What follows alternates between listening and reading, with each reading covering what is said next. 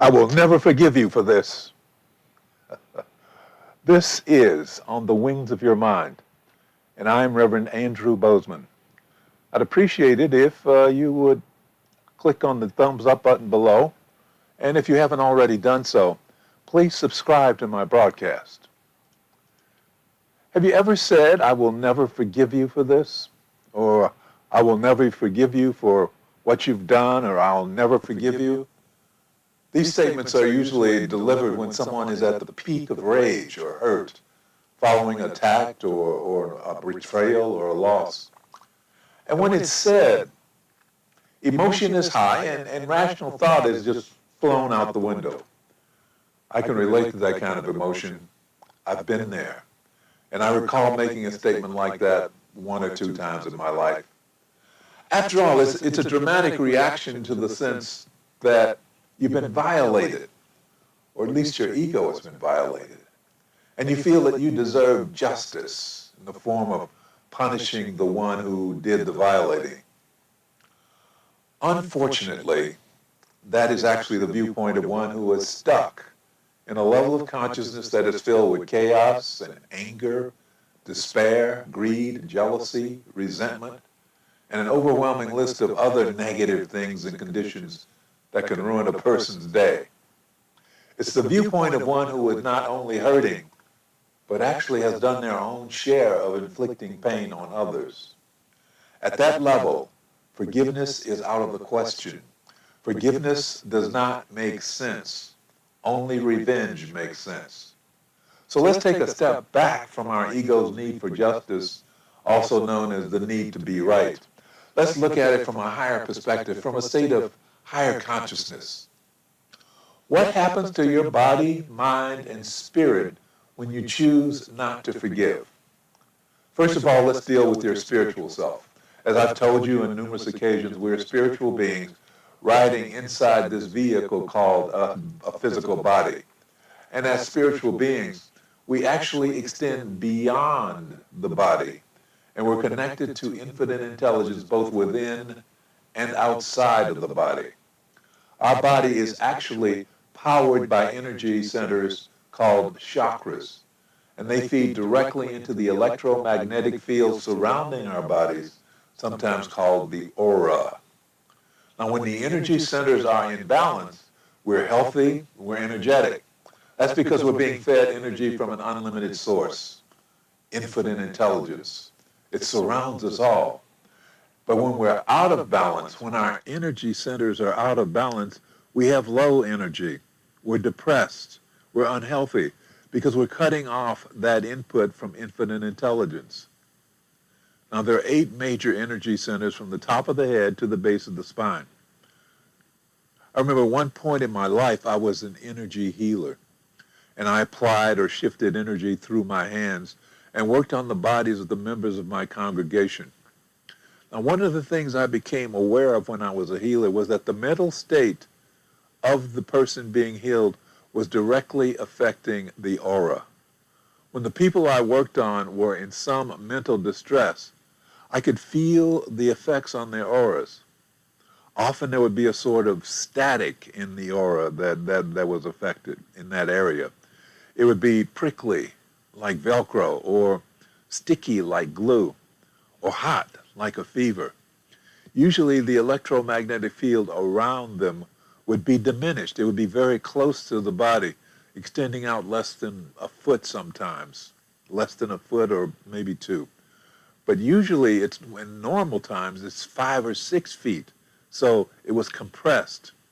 So what happens to you when you choose to hold on to resentment and anger is that the aura shrinks. It shrinks down closer to the body to protect you like a turtle, like a turtle pulls back into its shell. The trouble is that when you do that, when you pull in, when you shut down your aura, it cuts off the energy receptors, the energy centers, and you have less energy to go on. In essence, when you do that, you're disconnecting yourself from, and your body, from the unlimited energy source of infinite intelligence. It's like your connection between your mobile phone and the charger. When your phone is plugged into the charger, it's being fed from an unlimited source of energy, and it can operate without any diminishing of its performance. Just go on and on and on and on. But once you pull the plug, then it's on its own.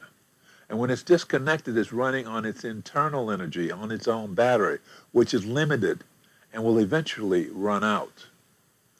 Because you and your body need tremendous amounts of energy in order to function properly, you can start to break down when you're cut off from that unlimited energy source. Because you're not getting enough energy in the right amounts to the right energy centers. You're on your own. So spiritually, you begin to shrink.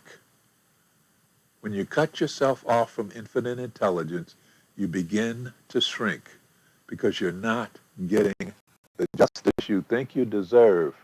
You cut yourself off from infinite intelligence and pout in the corner and lose energy. That's what happens spiritually. But what effect does that have on your mind? Well, you get paranoid for one. You feel like nobody is really on your side. Maybe some of them are even out to get you. Just because I'm paranoid doesn't mean nobody's out to get me. So you got to be hyper vigilant when you're in that state of mind. You got to be hyper vigilant to make sure nobody stabs you in the back. Remember me talking about that woman in the cardiologist office who was so afraid she was always looking around to make sure that nobody was close to her? Well, that's sort of what happens to you when you're in that paranoid state. You're always looking around, making sure nobody is going to stab you in the back. You're in a state of mind where it's all about you. Everything is about you. Everything depends on you. You can't really depend on anybody else because they can't be trusted. Things that used to work when you were in the zone. Remember when you were in the zone and you were clicking on all cylinders? Yeah. And everything was working. All of a sudden, it's not working anymore. To make things work, you find yourself getting frustrated and angry because those around you who you don't trust to do the right thing are actually not doing the right thing as far as you're concerned. It's like you've attracted it to yourself. You begin to notice how tired you are because you can't really relax. You're not getting much sleep. There's too much on your mind. There's too much to deal with. There are too many things that could go wrong. The interesting thing is that when you're in a state of mind, a lot of things do go wrong. And as for those people who couldn't be trusted, well, they're not there to help you because you've pushed them away. Eventually, if that pattern keeps up, your mind can break down and it can take you into a state of depression or hysteria or just giving up. You might find yourself smoking more or drinking more wine at dinner or having to take a pill to go to sleep. Please remember to click on the thumbs up button below. So spiritually, you begin to shrink when you disconnect from infinite intelligence because you're not getting the justice you think you deserve. And mentally, you begin to decline from being cut off from infinite intelligence and trying to do it all on your own. So what's happening to your body when all this is going on? What's happening inside your physical self when all this is going on?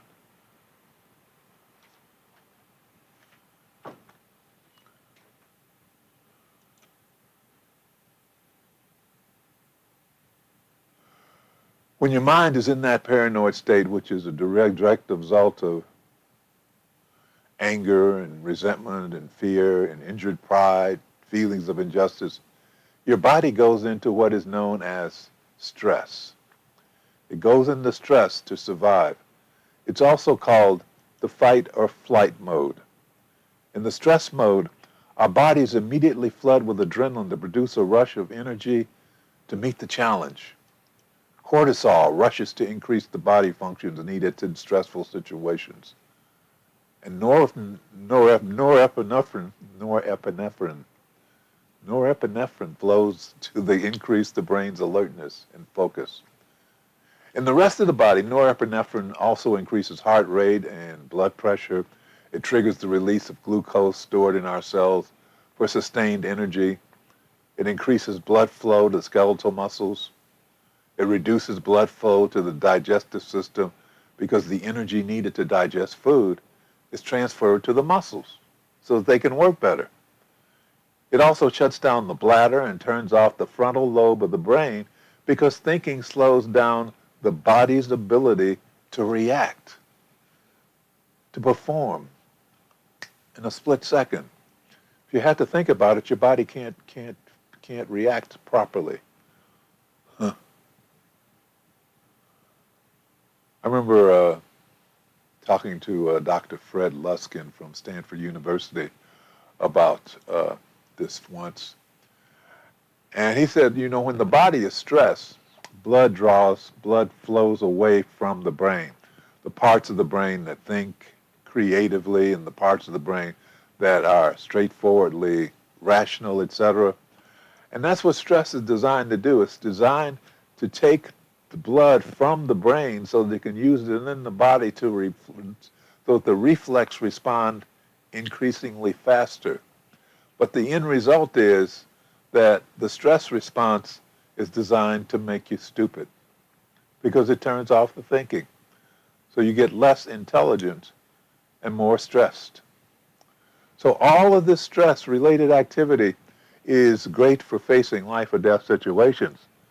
But if your mind has to convince you that you're under constant threat from coworkers or work situations that upset you, or not being treated fairly in a relationship every day for many hours in a day, the body, your body, will eventually burn out.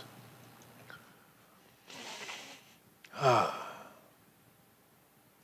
you ever been in a situation like that? Have you ever found yourself dealing with stress like that, with chronic stress, with being unable to sleep because there was so much on your mind, or you were so angry about this or that that you couldn't function? Let me know. I'd be glad to hear your comments and any questions you might have as well. I'd love to answer your questions. So in the chat box, put your comments or questions, and we'll deal with them.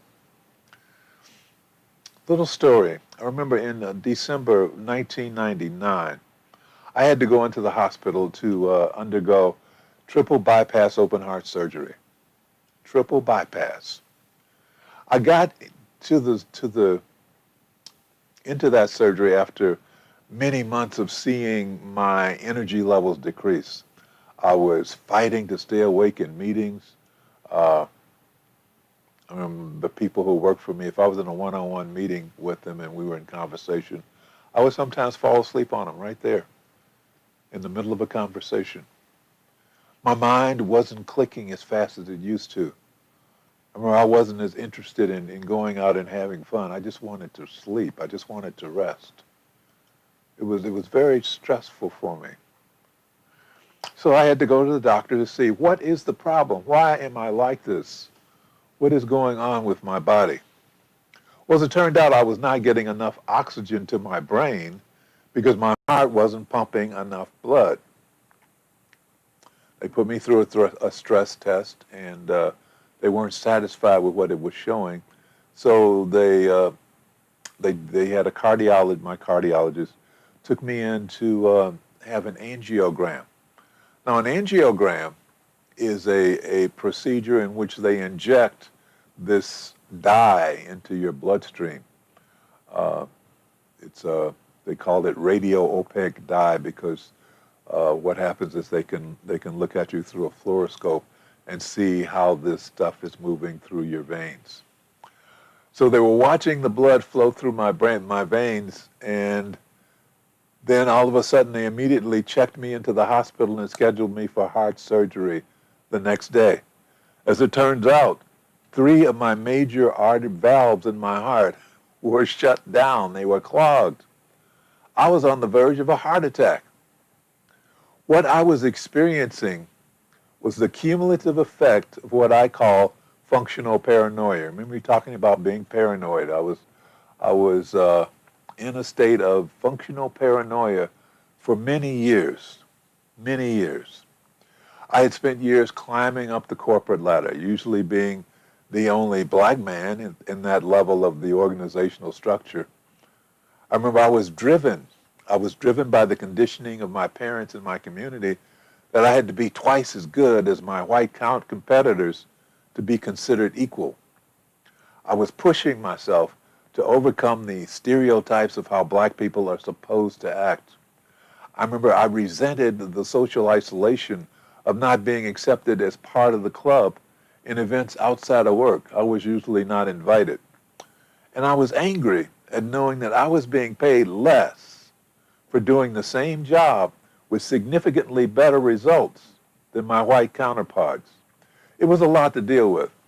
And it was year after year after year after year after year building up. And for all that negative emotion that I allowed to build up, I gained gifts. I gained the gift of high blood pressure. I gained the gift of asthma, high cholesterol. I got heart disease.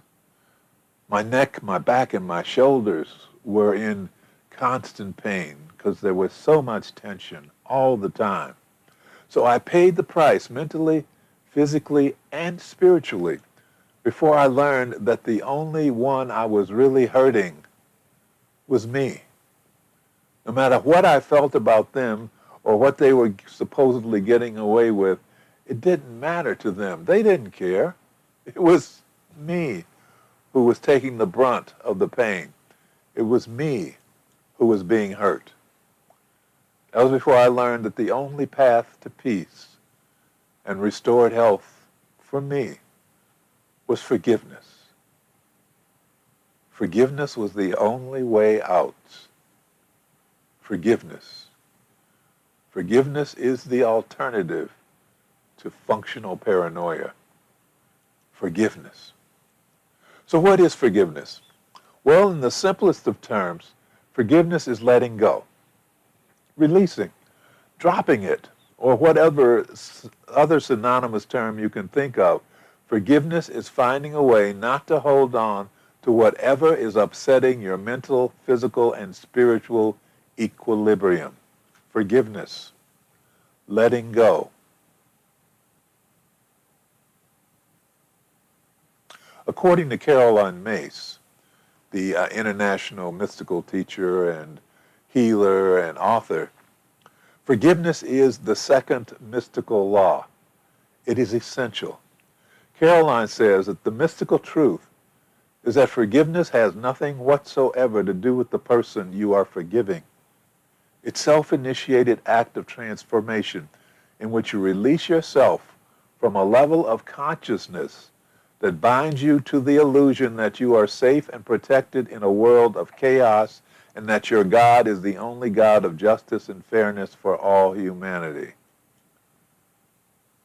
That's forgiveness. She says, pray for the grace to forgive and be ready to act upon that grace. Let it melt through the traumatic memories and do your best not to fight the meltdown, because it will happen. And when it does, refer to the power of wisdom, of the other laws for support. Caroline Myss. Please click on the like button and please subscribe. So, what do you think? What kinds of experiences have you had around the issue of forgiveness, or for that matter, anger or shame or resentment or holding a grudge? Those are things we can get past. We can get past them through forgiveness. Forgiveness, I know, doesn't make a lot of sense when you look at it from a rational point of view. But remember, arise, as I spell it, A-R-R-I-S-E, is above reason and rationality, is something else. That something else is infinite intelligence. That something else is grace. That something else is the peace of being a spiritual warrior. So, spiritual warriors, let's get to work by getting into a space. It's time for our affirmations and prayer, let's get to work by getting into a space of quiet peace by breathing slowly and deeply. Slowly and deeply. And then repeat, I am an individualized expression of infinite intelligence.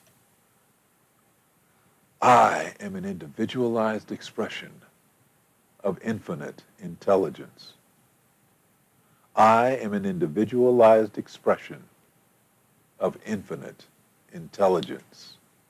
Number 2, I know that infinite intelligence is expressing in me as me. I know that infinite intelligence is expressing in me as me.